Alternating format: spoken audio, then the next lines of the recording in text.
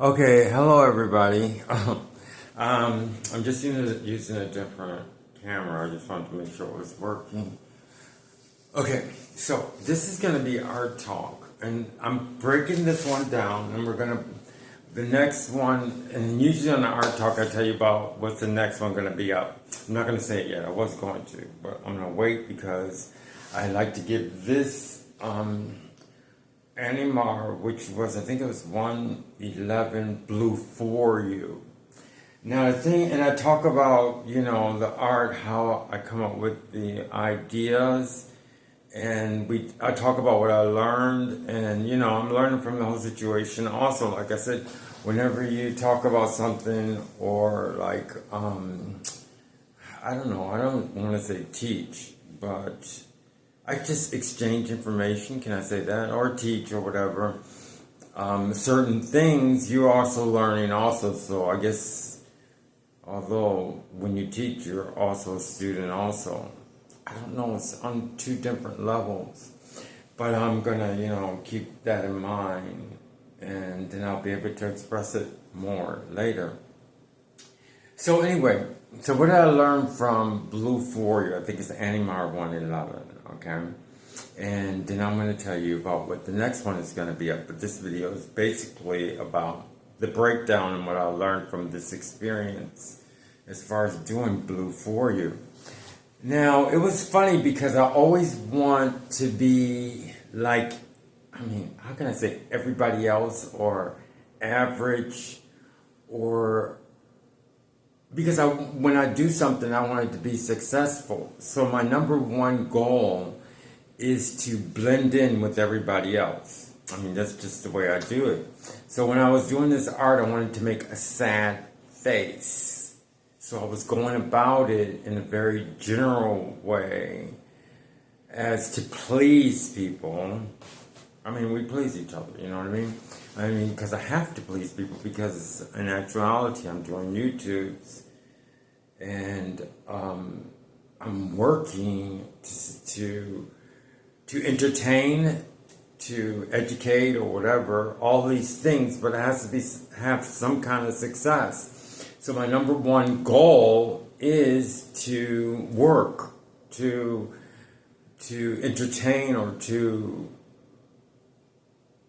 have people listen and enjoy, or stimulate interest in people. Okay, kind of what I'm trying to say. So I was going about it in that direction. So I basically wanted to do just a face, which I was doing. So I was doing this, but I was using a very kind of experimental this is flash art. Okay, it's a new thing that I came up with. I'm sure other people may do things that I'm not really familiar with that are like this. But anyway, it was new to me. So I was putting these, just a regular face together. And I noticed that it wasn't like it was becoming to be while I was doing it. Like, not as general as I wanted it, but I had to keep going, So I was doing like the hair type, and that was pretty much successful. And then I was doing the face of the, like the head shape. Then I was doing the eyes, and it was like I wanted more. And so I did the nose, and I was doing it like a regular type of thing. But then I went into the medium, okay, because this is a certain medium. So it was like, there's different kinds of mediums, but when you get in, but like I've always done, which I have a lot of experience in, is creating a medium. Creating this kind of medium, okay? Creating a medium. You have mediums, and then you have oil painting, you have this kind of painting, you have this kind of painting, then you have abstract, and then inside this abstract, there's so many different things you can create. That's what I like about doing this kind of art because you can like create, as far as abstract, you can create different mediums inside abstract, okay? So it was like using this instead of using a pen or using oil paint, we have slabs of material, of tissue paper. So I was actually doing it, and I know, which I already knew, that it's not going to conform to my concept of drawing. It's not going to conform to my concept of oil painting. It's not going to, it has its own everything. So then I was like, well, I have to keep going. But because of the fact that I had a focus of exactly what I wanted to do, I think it was working. So I looked back, and what I'm saying I looked back is I went back and I had to see what was happening. Because if you're dealing with very big pieces, you have to conceive those pieces as smaller, to me, and so that you be able to see the whole picture. Like for instance, like an architect, he has to conceive of his building. His building is going to be really, really big, but he has to make I'm not saying he has to, but just for the sake of this conversation, he has to see it in a miniature type view so other people can see it too. So that means you have to I have to look at it further away. So like I said, I was like here doing it, and then I stepped back, and when I stepped back, I noticed, because I was feeling what I wanted while I was doing it, and it was coming out.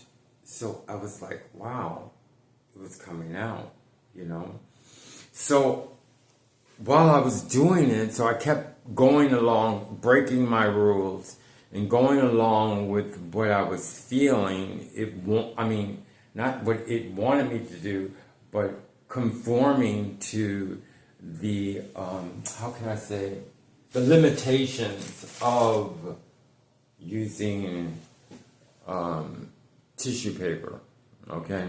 So I was following those rules. I went in to drop what I wanted as far as what I learned from, drawing and stuff like that. And I was accepting that I was in tissue paper and the restrictions that I have given myself, and I started doing it. But then when I looked back at it, I saw that I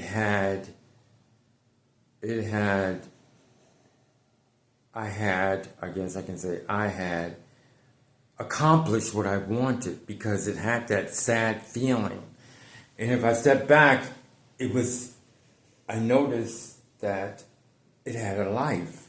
A life in painting to me is when it comes together and it has this like light, this meaning, okay? And it's one. It has one meaning, and it has a texture and everything together, and it relates something. And it related what I wanted, which was Blue Bayou, not Blue Bayou, Blue for You.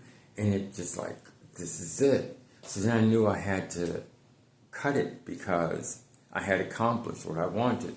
So I'm kind of stepping back and I'm letting you see that I don't know if everybody can see it, but a lot of people, most people who view art can see if it has a life. It's like, oh, it's expressing something, okay?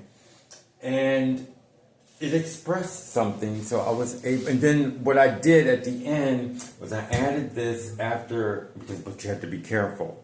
Once you get that glow, that life in it, you can't touch it. Not that you can't touch it, you gotta be very, very careful. It's like handling a fine glass. So you can see, like, everybody can do the art if you're very patient, and the most important thing in art to me is being able to see that life form. Like, I have things when I talked about a long time when I first started doing the YouTubes, I explained about, there was a painter, even though this is my favorite painting, I always have a problem bringing up exactly one of my favorite paintings of this artist. And I have to get the artist's name now. I'm finding it. Not Hep Hopper. That's another famous person I like. But I'm doing this in a short period of time. There was one painter that I really like. He does abstract, and I put it. It's one of my earlier YouTubes, and he just slashes paint, and I think the name of it is Autumn. And I'm trying to come up with his name. It's not Hopper, but cause that's one of my favorite painters. But maybe I won't get it in this time because I'm doing everything really quick. But anyway, when I looked at his painting in the beginning, I couldn't find it, and I give you a YouTube about this. I explained my situation, but I knew it was there, and my friend had taken me to see this painting, and it's in Washington D.C. I talk about it a lot earlier, and in these earlier YouTubes, and I was like, I couldn't find it. You know what I mean? And the type of person I am is I know everything doesn't happen overnight. I mean, even my channel. I mean, like my channel is not where I want it to be. And a lot of people say you got to do this and you got to do that and you got to do this, and I appreciate that and I want to do that, but it's still not to where I still feel that I'm putting the channel together. So that's why I don't do a lot of advertising.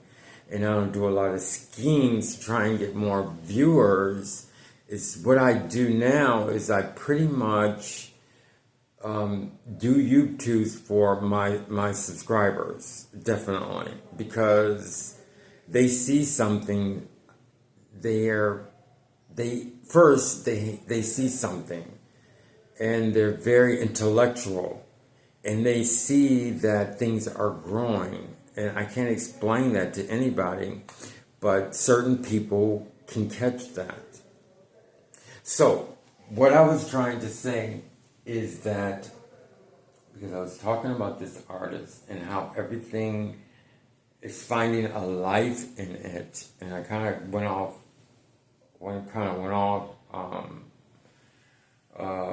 topic for a little while, which I do a lot, but I usually find where I'm going. And I don't like to go off topic, but it makes things kind of interesting sometimes. So anyway, so let's go back to where I was doing. Once I found the life in here, I decided to. You have to stop, like I said. You can't really continue because you'll mess up that life. You got to be very careful. So I just added this, and I added some more of this to it. Okay. And then I added this and this because it was working. And then I put this. And it was a creation. And that's what I've learned from here is that you can want something in your art piece. And that's what I do. I want something in my art piece. That's a good start. But no matter what, there are things that you learn while you're doing, especially when you experiment with certain mediums, okay? And the only thing that's going to make you successful in working with different mediums, and you should, and you have to, there's no way in the world you could know everything about the medium. You're going to have to learn from the medium, is that you can focus and you have experience with doing art. And that's what I learned from this one. So it's like a package. It does have its life, okay? Now, my next one is going to be on everything else, okay? Everything else, quote, unquote, everything else, okay? I have a feeling for certain things, expressions sometimes, a lot of times, and the thing that got me, things that I do now, is things that I've done since I could remember, earlier than grammar school. And I'm explaining why I can do a painting on um, these topics, or I can do a music piece on like something like everything else, is because it always intrigued me since I was very young. And I remember when I was in sixth grade, exactly, because I know that class. I had a very nice teacher, Mrs. Jabrookie, at School 3 in Buffalo, New York. And I was very well liked. I mean, I didn't do as well as I wanted to, but I got along with people. That's very important. And I knew how to act in classes. I'm just putting this out because you learn more about me. The only thing I don't, and I'm going to keep on this subject because it's interesting. The only thing I didn't like, I'm explaining to you how I am so that you can understand more about me. The only thing I didn't like looking back at those days was I don't think I was a good friend. I had good friends, and I didn't realize that people liked me. I mean, I didn't understand that, but I really enjoyed it. But but there's different kinds of friends, and one friend I had, his name was Richard Rodriguez. And I had him and his sister or cousin in class. And the only thing I'm just telling you this because I'm setting you up how things were, okay? And I was in this class, and I want to give him some shout out. This person that was in my life that was he was a very good friend to me, but I don't think I was as good of a friend to him. You know, I just don't think that I was a good enough friend for him as he was to me, looking back at it. I think what happened to me with that friendship was that I did get along with the teacher. I got along with a lot of people in my classroom always. I wasn't doing very well academically as far as the class was concerned. But I just wanted to say that because that's something I think about all the time, and I'm going to explore that in myself as far as my friendship with Richard Rodriguez and his cousin that was there. I don't think I was as sensitive as much as they were for being friends. So I was sitting in class, and they were there, and I always recognized them as my friends. But then a teacher came in. And I remember her name, Maloney or something like that. I'm almost sure her name was Mrs. Malone. Yes. I can't even believe I remember her name, but she had a very big impression on me. Because they would come into class all the time. The school was very good. And they would do like these certain different things just to get information. And she goes, we're going to do this experiment or this test. I'm going to tell you some words, and you're going to explain to me, you're going to write down what the definition means. So, Mrs. Malone, I'm glad I remembered her name. And I never had her as a teacher, but she was there every so often. She had a very good presence. I mean, to me, I don't know why, I was very intellectual, but I didn't even realize it, but she really affected me. And that's what I'm saying. In the school, you don't know which children are being affected by you, and you'll never know until maybe they get older.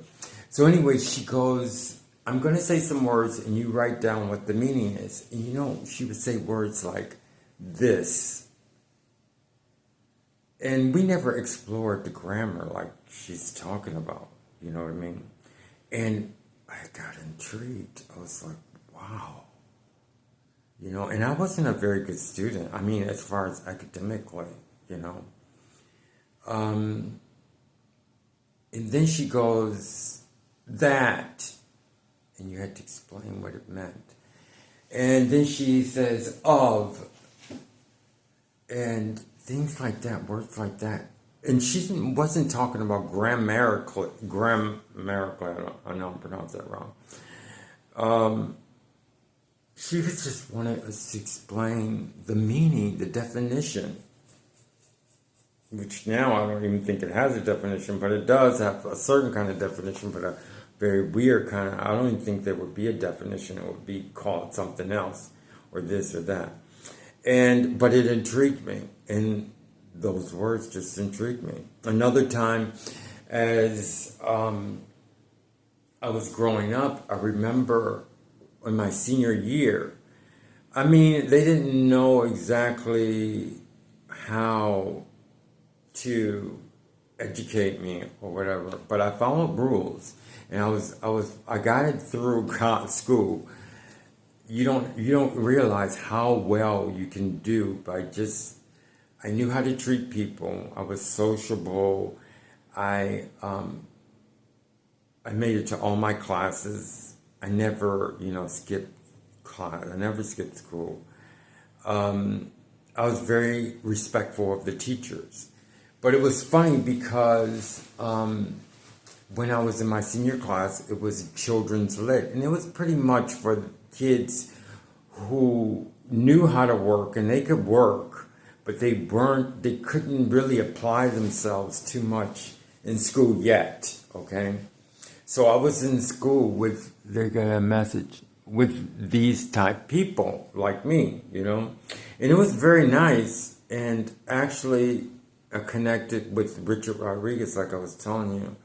He did this poem one time, and I remembered it. It was so weird. I didn't even realize, the teacher didn't realize that I could remember. I didn't even know I was remembering. But if I heard things, I could remember them.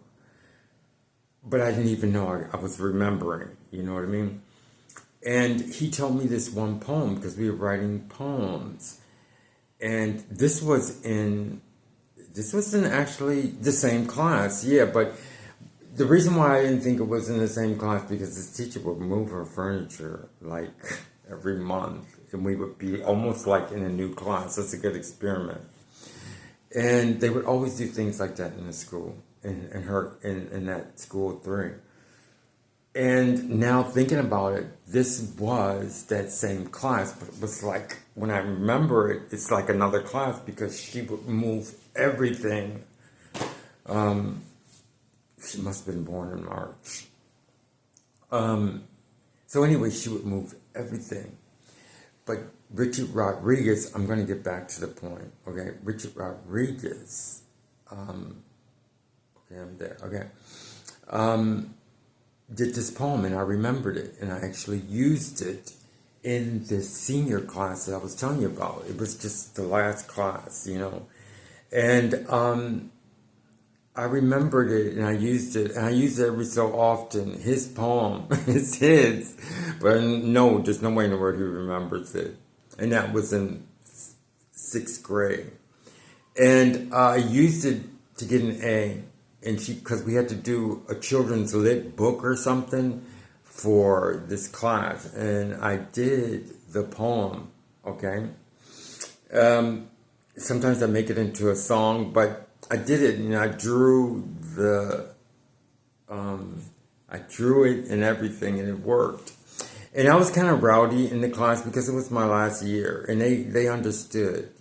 And like the teacher would say something, and I raised my hand, and she goes, "What?" And she goes, I said, "Your slip is showing." That was the baddest thing I ever did in school. And the class was laughing and stuff like that, but I wasn't rowdy at all.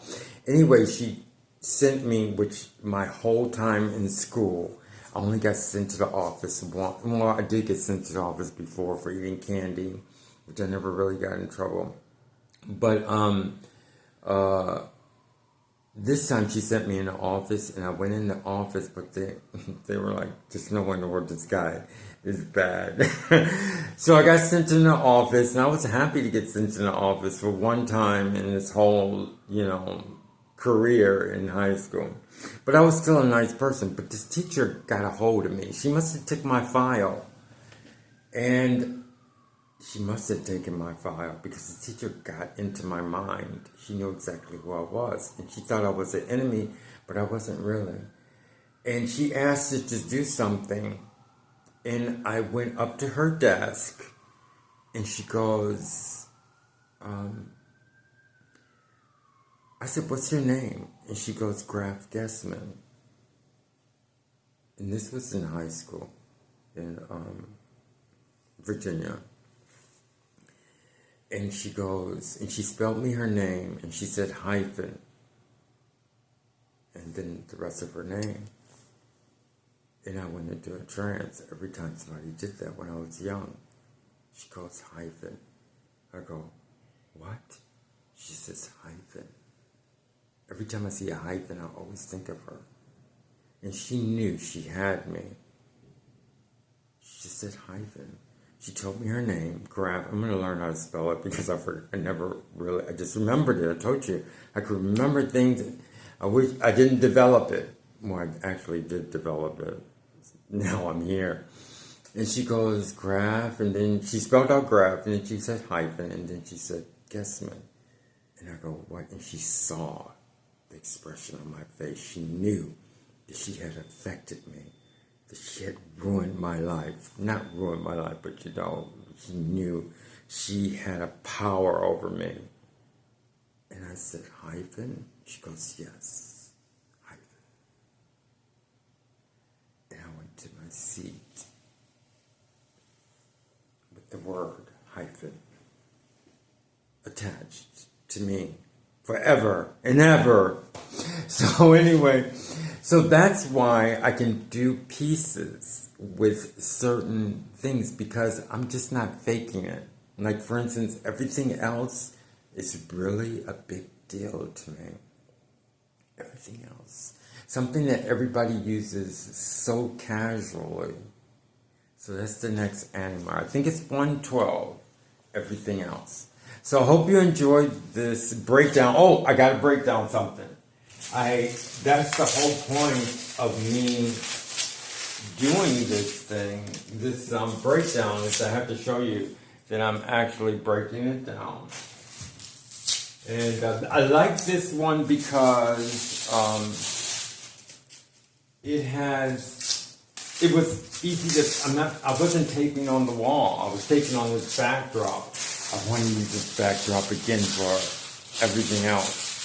I'm going to try to, maybe I will, but I usually don't recycle. I recycle actually, okay, that's something to talk about, recycle. Because everything else is going to be utilizing all the art, because I keep a lot of the art supplies that I use as far as paper and stuff. And I want to utilize a lot of it as everything else. So that's what I'm going to put up here. But the only problem with that is that in art, there's color, okay? And I don't think I'll have any problem with the shapes, but because they're all different color, I got to figure out how I'm going to make this color stand out, get that life form. And like I said, if you have art, most of the time, I say 80% of the time, you have to have that life force. If you want other people to enjoy it, somebody has to be able to see the life force. And like I was telling you about this artist that I like, I wasn't able to see the art force. It's Evergreen. I got to get his name. I wasn't able to see the life force, and it took me maybe like 2 or 3 years. It took me 2 or 3 years of going through hell, the honest truth. And after I went through all this hell, I saw it. I told this story before, but I saw this painting and it affected me so much, like my teacher, Graf Gessman, when she told me about hyphen. It affected me so much. I wanted to find it. And I went through so much hell. After I saw it, it was not connected to that or anything. And I was in an audio visual, like I would work, it was in Florida, Miami-Dade, and I was, for extra money, you could do like work in different areas and they'd pay you, while you're going to school. You had to work inside the school, and I was doing audio visual. And art student came in and he had a book of all these art paintings, and I said, can I see that book? And this is like 2 or 3 years after I had been through so much. And I said, I know I can see it now. And I said, let me turn to, and I turned to the painting that I had seen, that I had seen. And it was like, I could see it. It was like, I could see the art. I could see the life in it now. So that's the whole thing. You can put the art, you can have the art form. At least you have to see the life in it. If you can see the life in it, most likely somebody else can see the life in it. But if you don't see the life in it, maybe somebody else will, but maybe not. But there's been some artists, like, I'll try and bring up everything, my artists, I think it's not Renoir, but there's an artist that no one could see it, but they saw it later on. So maybe it's not for you yet, maybe it's for somebody else. So that means if you're not seeing a life force, maybe you're going by something else. If you're doing it, you're going by something. You have to find out, or other people have to find out. So anyway, it seems like I want to keep this blue. The only reason why I want to keep the blue, I don't like to do that, for another project. But I noticed one thing that I learned from doing this is that blue is in actuality, I know this is not, one thing I want to learn, which I just came up with, was I know that blue, and I was thinking about this today, blue is a primary color, okay? And then we have red, I think blue, red, and yellow. I think there's 3 primary colors, blue, red, and yellow. But I know, so because of it being a primary color, I was justifying the fact that I want to use that blue back to back, because I did one painting blue for you, and now I'm doing everything else. And I was saying because it's the primary color, I think I can do back to back. It won't be like, oh, he's doing the same thing. And then I noticed also, like, they use blue and green in, like, the movies as backing when they want to put something else up or something. I know a lot of people understand what I'm talking about. So I may keep this backing. I don't know why. I know it's very good for something. But because of something, I have another idea. Because it is a primary color, however, this would be considered not a shade, a tone. Okay, so, because, I did take a color class one time, and I know when you add white, I think it's a tone, and when you add black or gray, it's a shade. I'm almost positive. Even if it's not true, it's still something, So, even if it's not totally right, I know it's something, okay? And so that's why I may keep it, okay? However, I still want to put a border, maybe a black border on here. And like I said, I want to use all these pieces. And because of it being a primary color, it's going to get along with a lot of different things. Usually a primary color can get along with tints and shades. So maybe it's just that I have to use the same tones or something like that. But anyway, that's it for today. And that's my segment on my next Animar, which would be, I think, 112. And it's going to be everything else. So I hope you enjoyed this. The next time you see this artwork, you're going to see everything else. And I just do, like I told you before, I just don't talk or anything. I just show you the finished product. On this segment of my channel, next you will just see the artwork, everything else. Thank you very much, and I hope you enjoyed it. I hope you got something from it. Bye-bye.